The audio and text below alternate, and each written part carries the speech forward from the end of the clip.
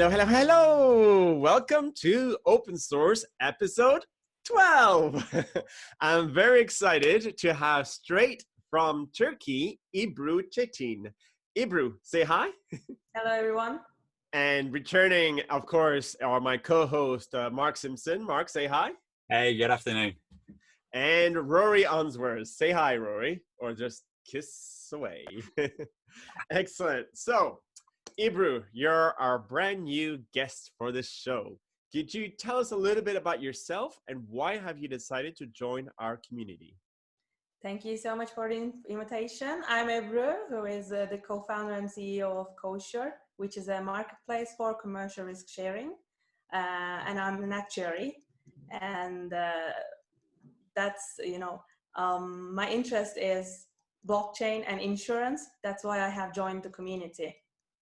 Excellent, excellent. Well, listen, it's great to have you with us. So thank you very much, for taking the time. Mark, how about you kick things off and tell us what is it in the news that you found interesting? Well, I wonder if anybody's going to guess this week, but there's a You want to go to Spain for the holidays?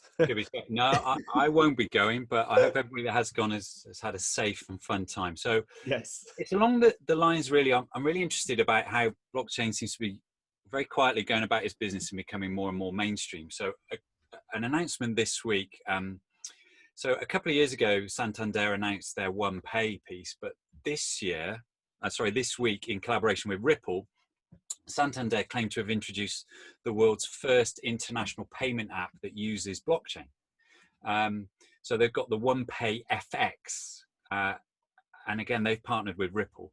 Why? Well, traditionally, when you make payments, it's slow, it lacks transparency, you're uncertain about the exchange rates, you're uncertain about the fees. So it's not great at all from a customer point of view. And things would have typically taken 3 to 5 days, and you wouldn't know what the exchange rate is. So it's not really going to encourage you. Whereas this solution actually accelerates the payment on the transaction. Everything's automated. There's no third-party charging. You know the exchange rate, so it kind of ticks all the boxes, and it's safe, of course. But what I also like about this, and there's a couple of statements, and I'll include them in the show notes from both Ripple and from Santander. They're saying they've had great results already, people really embracing the app and moving with it. But a great example is Santander's chairman, the group executive chairman, a lady called Ebru Çetin. She said, look, when we became the first bank in the world to offer blockchain solutions to international payments, it's just start of where we're going.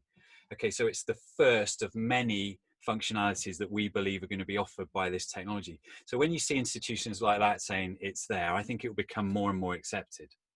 Agreed. Hopefully the insurance industry will also wake up to that reality and jump on the bandwagon. Ollie, can I ask a quick question? So is this is only for Bank of Santander customers and it's not for payments to third-party banks, is it?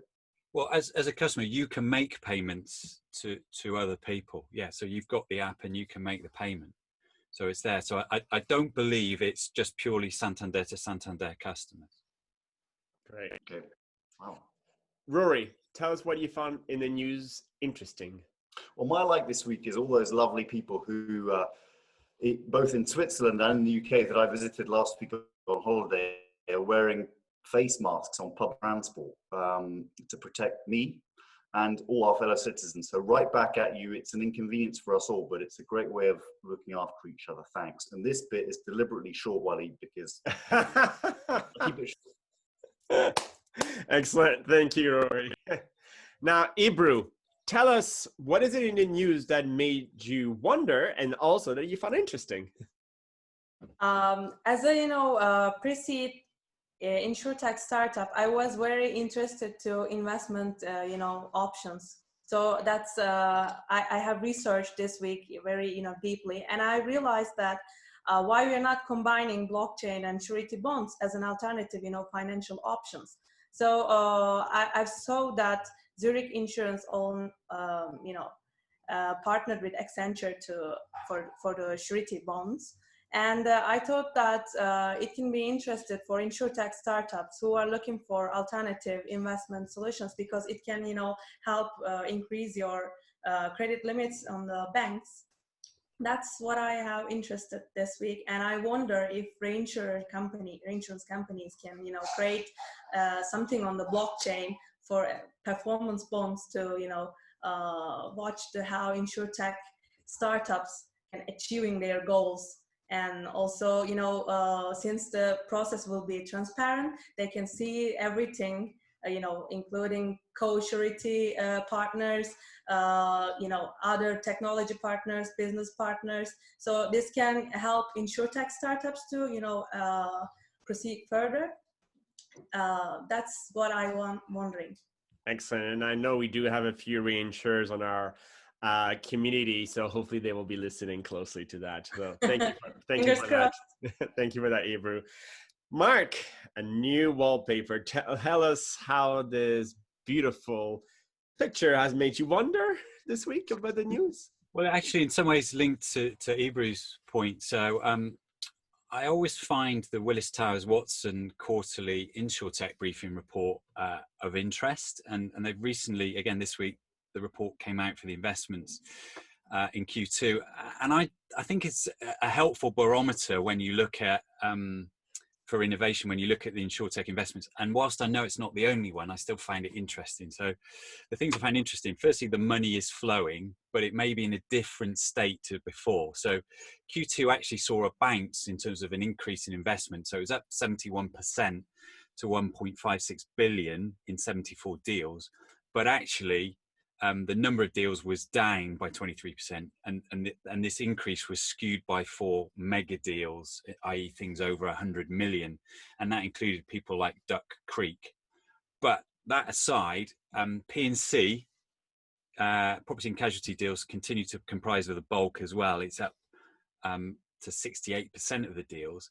But what's also interesting is the stage that the money is coming in seems to be changing, or the cash is coming from other ways. And what I mean by that is the investors seem to be diverting their attention away from being at the seed angel phase, so early on, and they're going further downstream. So there's a lot more of the corporate venture capital coming in, but they're participating downstream. So what we've seen is seed and angel is at its low. So that's an interesting piece for me in terms of what's going with new stuff. But what we've also seen is the direct insurers are looking to acquire more carriers.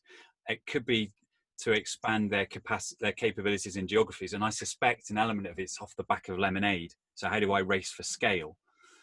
And then when I look forward, and this is the wonder bit, well, we've got COVID, and we know that the future of all innovation in InsurTech isn't clear. We're not sure what the demand is going to be on things like travel, on motor, but then equally other things can rise. Digital event cancellation. We've seen people like Beasley introduce that. So the one thing for sure is going to be uncertain. And then how are the investors, insurance companies going to react when you think about the funding? Because intellectually, and I've been speaking to many organizations who recognize that being digital is an essential, digital or die, as one of them quoted me this week.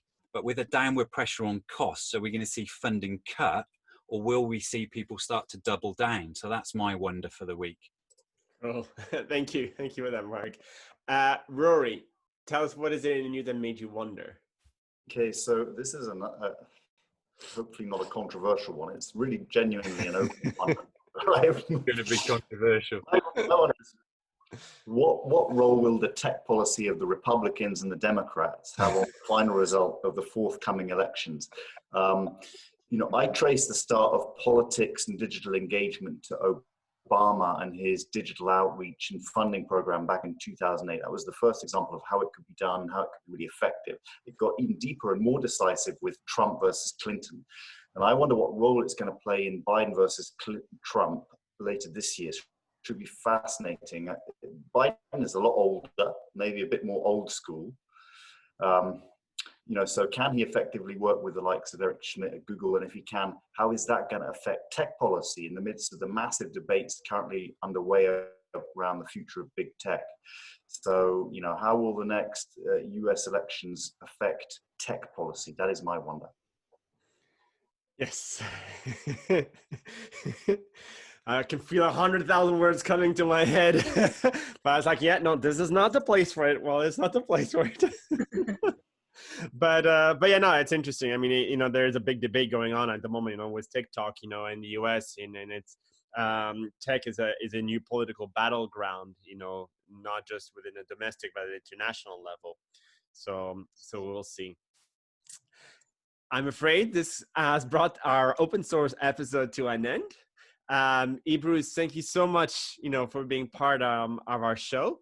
If you would like to become, our next guest within our community, please do, send us a message or write a comment, below. We'd love to have you in our show. Again, open source is about sharing news, whether you're based in Turkey or we've had guests from India, from Dubai. We want to hear what's interesting news from your eyes, whether it's domestic or international. It's all about sharing this between all of us. So thank you for watching the show, and we look forward to catching with you guys next week.